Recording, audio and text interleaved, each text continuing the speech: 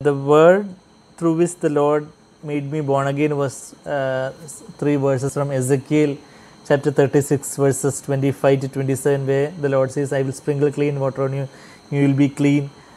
And many a time I look back at those verses, and that promise the Lord gave me there was that I will cause you to walk in my statutes. So whenever there are some things in my life where I feel that, Lord, I am not able to really walk in the statutes that you have laid for me, and I will remind the Lord, Lord, you only promised me that I will make you walk.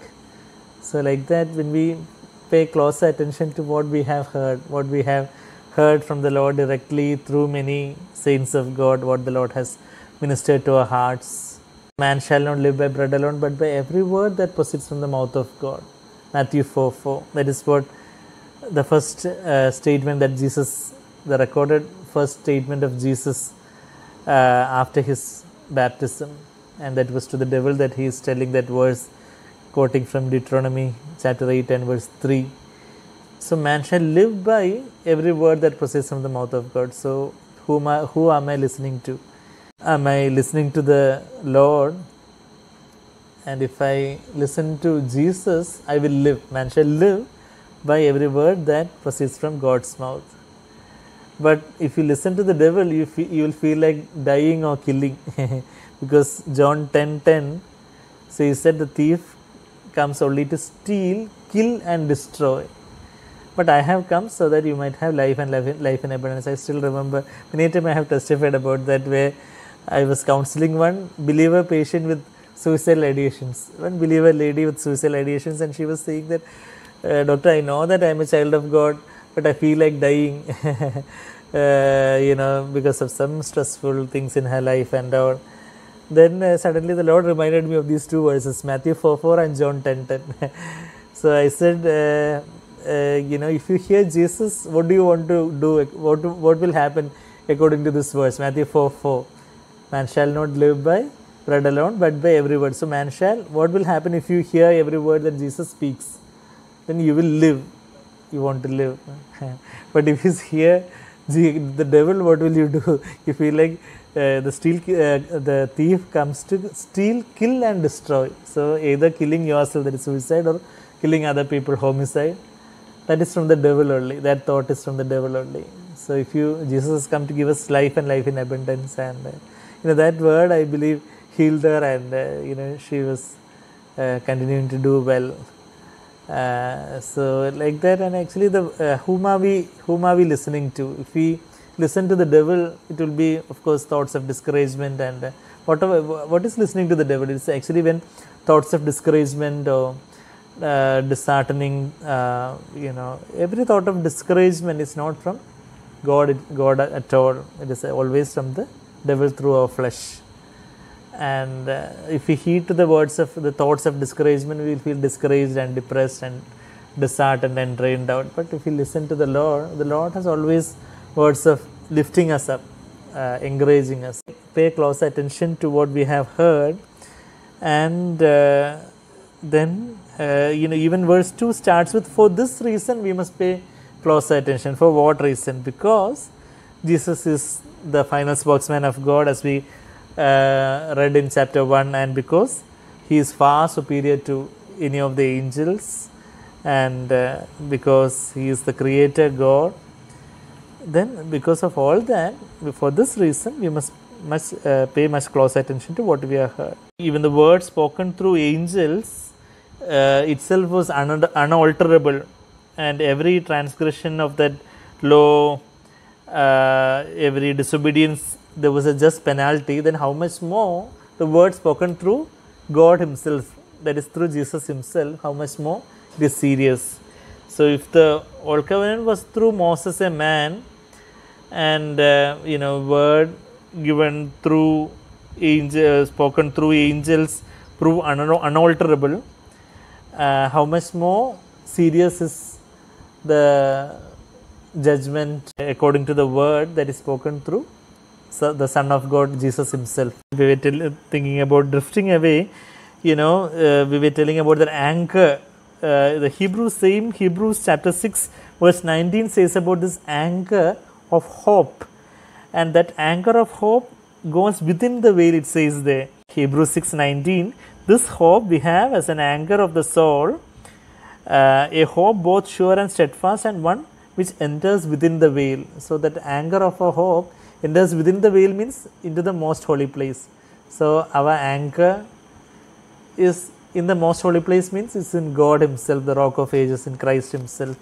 And to enter within the veil, we all know that we need to go through that living way, new and living way. We need to die to ourselves, and we need to be filled with the Holy Spirit to enter that new and living way, the way of the cross, through which only we can enter the most holy place within the veil. There our hope lies. There, that is the anchor. So if we have our anchor there within the veil, we won't be drifting away from the word. So every day we need to, Jesus says, Luke 9:23, every day take up the cross. If you want to follow me, take up the cross and follow me. So like that, every day if I die to myself and say that, Lord, I do not want to do my will in anything, I want to do your will. I die to myself, I reckon myself dead to sin, to this world and to the law, and I want to live for you. Then the Holy Spirit will flood my heart, and fill me with his peace, and he will guard my hearts and minds in Christ Jesus still and peaceful, and we won't be drifting away from the Lord. And then it says about not neglecting this great salvation. Verse 3, this, I've heard Brother Zach telling about this great contrast of rejecting versus neglecting the salvation. So we are believers, of course unbelievers, they have rejected the salvation, but as believers we won't be rejecting, but we can neglect. We may not be paying adequate attention and seriousness.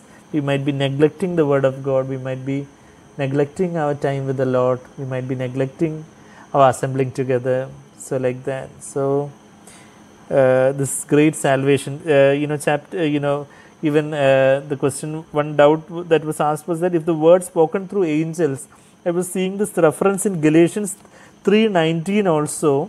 Galatians 3:19, the Old Testament was through, it was ordained through angels. It says in Galatians 3:19 also. Why the law then? Galatians 3:19, it was added because of transgressions having been ordained through the angels by the agency of a mediator. The mediator was Moses, but it was ordained through the angels until the seed, that is Christ himself, would come to whom the promise had been made.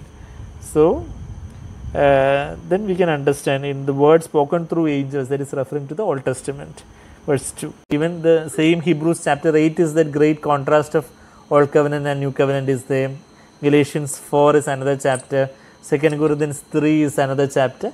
In all these three chapters, 2 Corinthians 3, Galatians 4 and Hebrews 8, the great contrast of the Old Testament and New Testament are described in these chapters. Great salvation which we shouldn't neglect, because God himself, Jesus himself is the mediator of this covenant, and it was spoken through the Lord Jesus. Verse 3, confirmed to us by those who heard, the apostles, and then God also testified, God the Father also testifying with them. How God is testifying, God the Father is testifying through signs and wonders and by various miracles and by gifts of the Holy Spirit according to his own will. So the Trinity, the whole Trinity is there to minister to us this great salvation.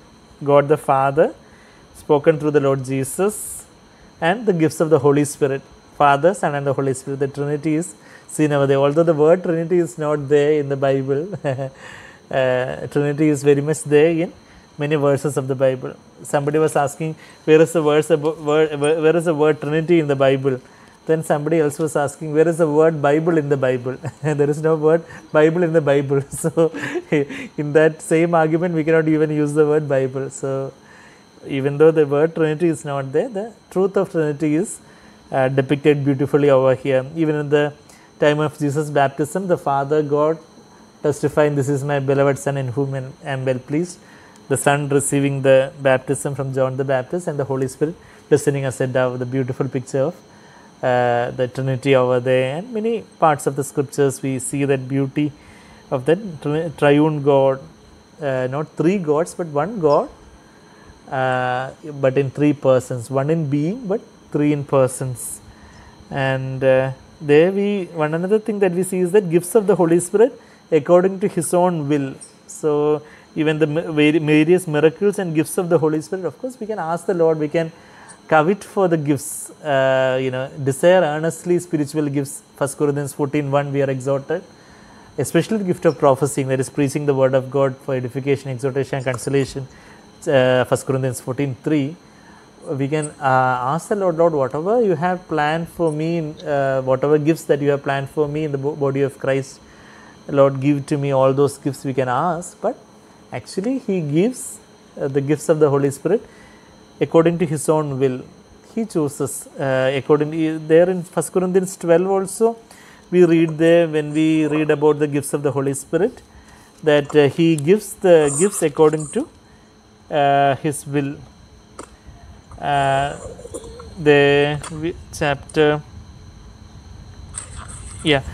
Chapter 12 verse 4, there are varieties of gifts, the same Spirit, same God working all things in all persons. Verse 6, then each one is given the manifestation of the Spirit for common good.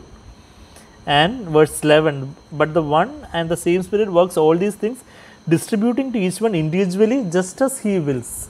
So actually it is finally the Lord's will, according to His will only He gives us the gifts, but we are asked to pray for the gifts of the Holy Spirit. We cannot dictate to God, Lord, you have to give to me, but Lord, if it is your will, give to me, so that not for my own glory but for the benefit of the body of Christ. Even there coming back to Hebrews chapter 2 verse 4, various miracles and by the gifts of the Holy Spirit. Even miracles also according to His own will. Sometimes God does some miraculous, gives a miraculous answer to our prayers. Sometimes God chooses to be silent in that prayer. We don't know why. The full reason we will be seeing in eternity only.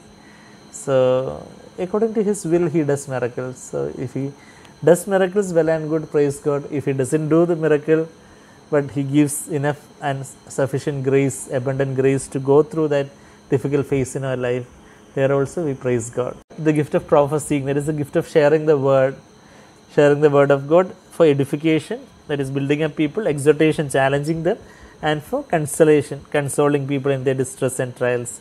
So 1 Corinthians 14:3. So of course the gift of prophecy, of course we can all ask the Lord to give us, so that we can have a supernatural ability to share from the word of God in a very edifying manner.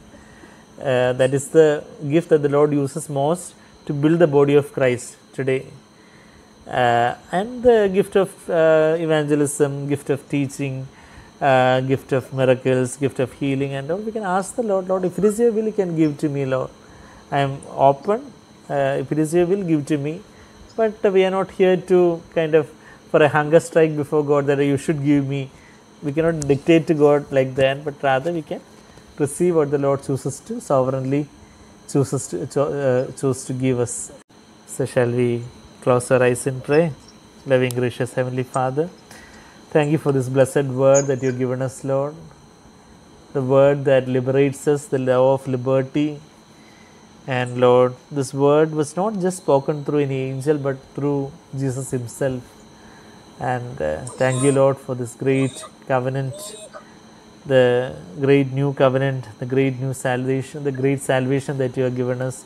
And we do not want to neglect it in any way, Lord, but rather, Lord, we want to enter the fullness of life that has been promised in this salvation. We want to experience all the promises that you have in the new covenant. We want to obey all the commandments that you have for new covenant Christians.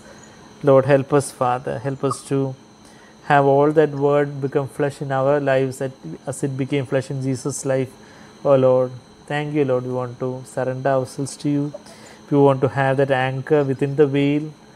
And Lord, we do not want to drift away from the word that has been spoken to our hearts. Lord, encourage us and help us to dig deeper and deeper into the word, to experience the treasures in your word in the coming weeks also. Thank you, Lord Jesus. Thank you for hearing and answering our prayers. In Jesus' precious sweetest name we pray. Amen.